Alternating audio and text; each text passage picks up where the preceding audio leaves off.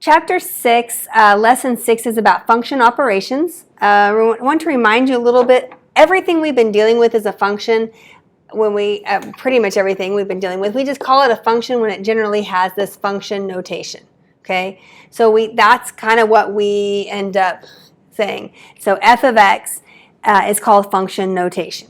And we're going to work with our function notation. And the reason that we have learned, even you hopefully remember Algebra 1 learning function notation, the reason we learned that is for this right here. So talking kind of about function notation, we're going to keep it out of radicals at this point. We're just going to talk about function notation so that sometimes we have multiple functions that work together. We need to distinguish which function is which. If we just say y equals and y equals, then we're talking about which function, which equation are we using. So if we label them such things as f of x or g of x or h of x, then we've distinguished particularly which function that we're talking about. So dealing with some function operations, here are the things we're going to focus on: addition, subtraction, multiplication, division. Here is the definition and the notation, how you'll see it. Okay, so you'll see it written like this. It should say definition and the notation. Okay, so how you'll see it written is like this. If for addition, it'll say f plus g of x. And for subtraction, it'll say f minus g of x. For multiplication, f times g of x, etc. And then division will be written with a fraction bar. It is really important to pay attention which function comes first. Does the f function come first? Does the g function come first? Which one comes first? And then here is actually how you will do it. So if it's f plus g of x, notice the f of x is first in both right here. So we would take the f of x and we would add it to the function that's g of x. Same thing with subtraction. Multiplication, you just pay attention to how it's written and that function would come first. So here are some examples of how that works. So let f of x equal 2x and g of x is going to equal x plus 5.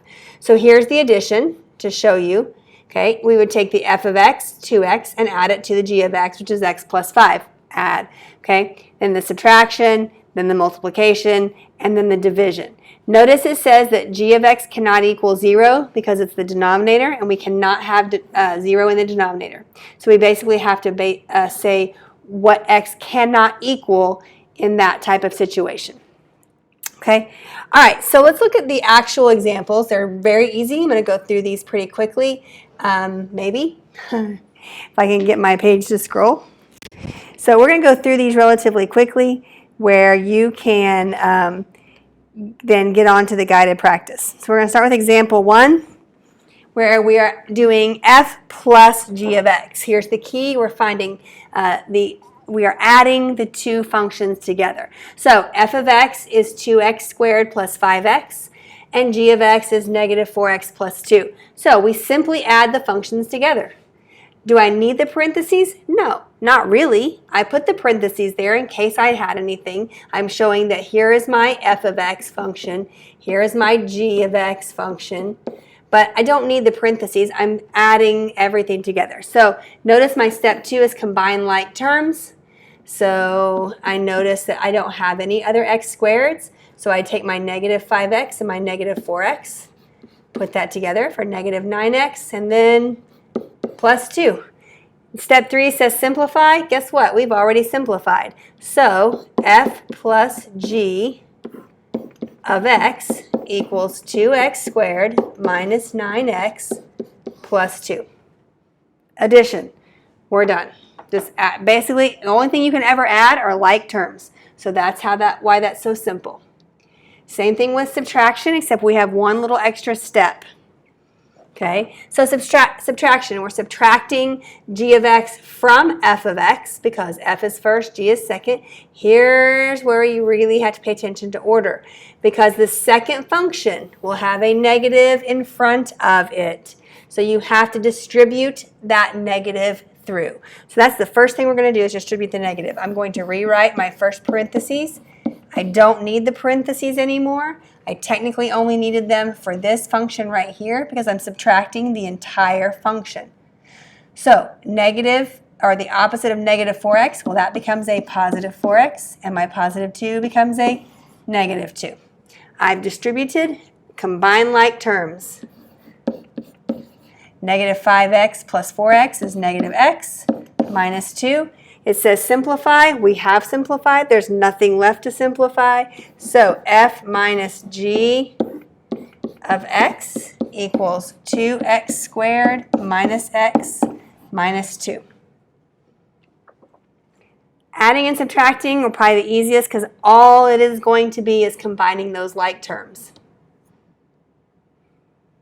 All right, for example 3, it's multiplication. So I'm taking f of x and I'm multiplying it by g of x. So again, I've got those parentheses representing my f of x function times my g of x function. And I'm simply going to FOIL. So x squared times x becomes x cubed. X squared times 3 becomes positive 3x squared. So that was my FOILing here. Okay, next I'm going to do my negative 9 times x and get negative 9x.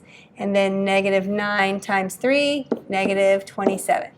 Next step, combine like terms. Well, I have an x cubed, an x squared, an x, and a constant. I don't have any like terms. I am simplified as I can get. So f times g of x equals x cubed plus 3x squared minus 9x minus 27. Okay. The last one's going to be dividing. It is going to be the most difficult of the problems. Sorry. So, last problem. We're dividing f of x by g of x. So, my f of x is x squared minus 9. My g of x is x plus 3. Again, I have to pay attention which function goes on top and which function goes on bottom. So, I made sure to put my f of x on top and my g of x on bottom. Okay? So, factor your numerator if possible, or maybe look for anything that they have in common that we can divide out. The numerator is the difference of squares, so I can simplify it to x plus 3, or excuse me, factor it to x plus 3 times x minus 3 all over x plus 3. At this point, I'm looking to see if my numerator and denominator have anything in common. Well, I notice they both have a factor of x plus 3. I can cancel out that entire factor, leaving me with just x minus 3. Simplify, I've done that. I've simplified. So f divided by g of x please contact the office, Ms. Jackson equals x minus 3. I'm done. The challenge problem, I'm going to let you guys try that on your own. I have set it up for you. I'm going to let you try it and see if you feel like it. I will have the answer, and to see if you can get to that answer, I'll have the answer at the end, or at the end of the video. So pause it, try it, and then check your answer.